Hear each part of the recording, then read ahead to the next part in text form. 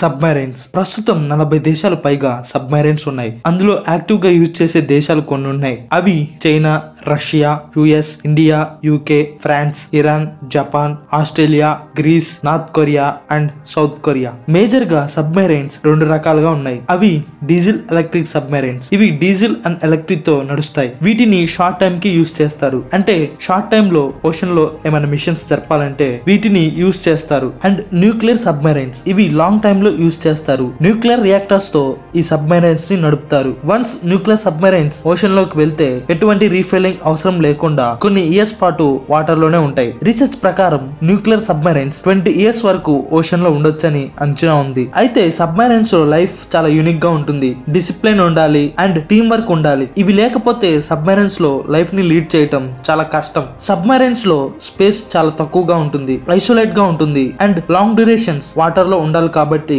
చాలా ఛాలెంజెస్ ని ఎదుర్కోవాల్సి ఉంటుంది. అయితే సబ్మెరైన్స్ లో లైఫ్ ఎలా ఉంటుందో కొన్ని కీ పాయింట్స్ ని చూద్దాం. Number 1, space and accommodation. Military submarines లో చాలా లిమిటెడ్ స్పేస్ ఉంటుంది. చాలా చిన్న రూమ్స్ ఉంటాయి. ముగ్గురు కలిసి ఒక రూమ్ ని షేర్ చేసుకోవాల్సి ఉంటుంది. క్రూ మెంబర్స్ చాలా చిన్నగా ఉన్న బంక్ బెడ్స్ లో రెస్ట్ తీసుకోవాల్సి ఉంటుంది. ఈ బంక్ బెడ్స్ వరుసగా 3 ఉంటాయి. అంటే ఒకేసారి ముగ్గురు రెస్ట్ తీసుకోవచ్చు. బట్ లిమిటెడ్ స్పేస్ లో రెస్ట్ తీసుకోవాల్సి ఉంటుంది. సబ్మెరైన్ లో ఎక్కువ స్పేస్ మట్టికి గ్యాలీ అంటే కిచెన్ కి ఇస్తారు అండ్ మెస్ హాల్ అంటే డైనింగ్ టేబుల్ కి ఇస్తారు and recreational area means peaceful గా ఉండి మైండ్ ని కొంచెం రిలాక్స్ చేసుకోవడానికి ఈ ప్లేస్ ని యూజ్ చేస్తారు. ఈ ప్లేసెస్ ని చాలా పెద్దగా కన్స్ట్రక్ట్ చేశారు. బెడ్స్ మటుకి చాలా చిన్నగా కన్స్ట్రక్ట్ చేశారు. సబ్మెరైన్స్ వేరియస్ డిపార్ట్మెంట్స్ గా డివైడ్ అయింది. Number 1, control room. ఇక్కడ నావిగేషన్ అండ్ ఆపరేషన్స్ మేనేజ్మెంట్ చేస్తారు. Number 2, engineering. ఇక్కడ రియాక్టర్ అండ్ ప్రొపల్షన్ సిస్టమ్ ని మానిటర్ చేస్తారు. అండ్ ఫైనల్ గా లివింగ్ క్వార్టర్స్. ఇక్కడ క్యూ మెంబర్స్, ఆఫీసర్స్ ఇంకా మిగిలిన వారు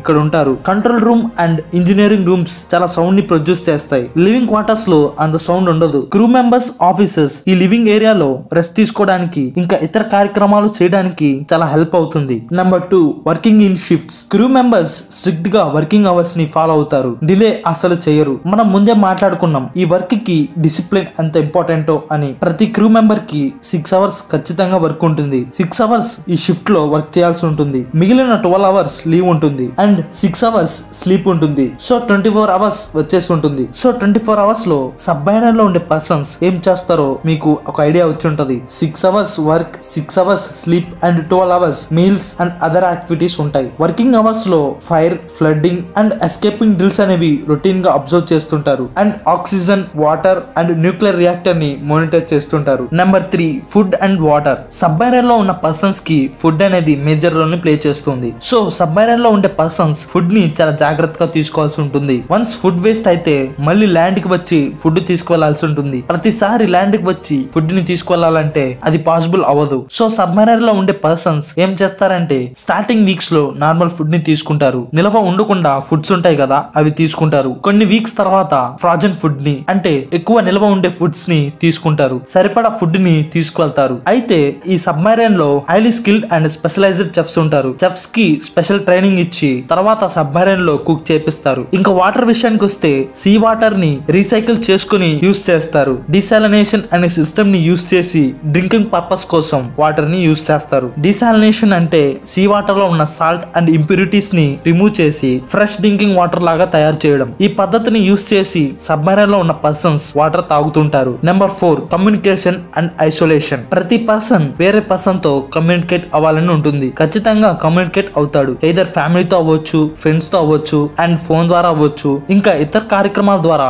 కమ్యూనికేట్ అవ్వాలని ఉంటుంది. బట్ సబ్మెరైన్స్ లో ఇంటర్నెట్ ఉండదు, ఫోన్ కాల్స్ ఉండవు. ఫ్యామిలీతో టైం స్పెండ్ చేయడానికి గానీ ఫ్రెండ్స్ తో గానీ కమ్యూనికేట్ అవ్వడం పాసిబుల్ అవ్వదు. కొన్ని సర్ఫేసెస్ దగ్గర మాత్రమే మెసేజ్ పెట్టడానికి ఉంటుంది అండ్ ఈమెయిల్స్ చేయడానికి ఉంటుంది. అది చాలా తక్కువ టైం మాత్రమే ఉంటుంది. ఇన్ కేస్ ఆ టైంలో ఫ్యామిలీ మెంబర్స్ రిప్లై ఇవ్వకపోతే ఏంటి పరిస్థితి? సో సబ్మెరైన్ లో ఉన్న పర్సన్స్ ల్యాండ్ మీద ఉన్న పర్సన్స్ తో కమ్యూనికేట్ అవడం పాసిబుల్ అవ్వదు. కొన్ని సబ్మెరైన్స్ వీక్స్ ఉండొచ్చు, మంత్స్ ఉండొచ్చు అండ్ ఇయర్స్ ఉండొచ్చు. సో కంప్లీట్ గా కమ్యూనికేషన్ ని కట్ చేసుకొని ఈ డిపార్ట్మెంట్ లోకి రావాల్సి ఉంటుంది. ఎటు వెళ్లకుండా కొన్ని మంత్స్ ఒకే దగ్గర ఉండాలంటే ఎలా ఉంటుందో చెప్పండి. మెంటల్ గా, ఫిజికల్ గా ఎంత ఎఫెక్ట్ అవుతారో చెప్పండి. సబ్మెరైన్స్ లో తప్పదు, ఎటు వెళ్లకుండా ఐసోలేట్ అయ్యి ఉండాల్సిందే. సబ్మెరైన్ లో ఐసోలేట్ అయ్యి ఉండటం very important, in fact major aspect అని చెప్పుకోవాలి. ఓన్లీ క్రూ మెంబర్స్ తో, ఆఫీసర్స్ తోనే కమ్యూనికేషన్ ఉంటుంది. ఒక్కసారి ఈ లైఫ్ ని థింక్ చేయండి. మీకు ఈ లైఫ్ ఎలా అనిపిస్తుందో కింద కామెంట్ చేయండి. Number 5, recreation and mental health. Submarine లో ఉన్న పర్సన్స్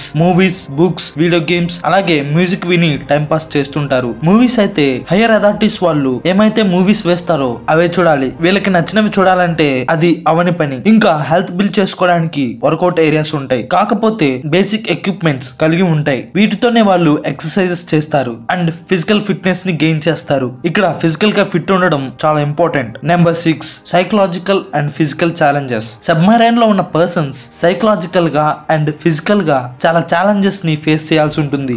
బయట ప్రపంచంతో కట్ అయిపోయి ఓన్లీ క్రూ మెంబర్స్ తో ప్రతిరోజు వారితోనే గడపాల్సి ఉంటుంది. ఇంకా ఇదే పని అయితే ఎలా ఉంటుందో చెప్పండి. ఇన్ని ఛాలెంజెస్ ని ఎదుర్కోవాల్సి వస్తుందో చెప్పండి. సబ్మెరైన్స్ లో మిసైల్స్ ఉంటాయని మనం ముందు మాట్లాడుకున్నాం. ఎనిమిస్ వచ్చి ఈ సబ్మెరైన్ ని అటాక్ చేస్తే ఏంటి పరిస్థితి? సబ్మెరైన్ లో ఉన్న ప్రతి పార్ట్ ఎక్కడ పడిపోతుందో తెలీదు, ఓషన్ లో ఎక్కడ ఉంటుందో తెలీదు, మనుషులు ఎక్కడ ఉంటారో తెలీదు, వాళ్ళ ఎముకలు ఎక్కడ పడిపోతాయో తెలీదు, వాళ్ళ ఎముకలు కూడా కనపడతాయా లేవో అనేవి స్పష్టంగా తెలియదు. దీనివల్ల life risk and everything risk. ఇలాంటి ఛాలెంజెస్ ని ఫేస్ చేసి దేశ భద్రత కోసం వీళ్ళు ఎంతో కష్టపడుతుంటారు. అండ్ ఫైనల్లీ సబ్మెరైన్స్ లో లైఫ్ చాలా క్రిటికల్ గా ఉంటుంది, ఛాలెంజింగ్ గా ఉంటుంది. ఎనిమీస్ ఎప్పుడు అటాక్ చేస్తారో తెలీదు. క్రూ మెంబర్స్ ప్రతి క్షణం గమనిస్తూనే ఉంటారు. దేశ భద్రత కోసం వారి ప్రాణాలు పలంగా పెట్టి ప్రతిరోజు కష్టపడుతుంటారు. మెంటల్ అండ్ ఫిజికల్ గా స్ట్రాంగ్ గా ఉండి బయట ప్రపంచంతో ఎటువంటి సంబంధం లేకుండా జీవిస్తుంటారు. ఈ ప్రాబ్లమ్స్ ని ఫేస్ చేసి దేశాన్ని కాపాడుతుంటారు. వీళ్ళకి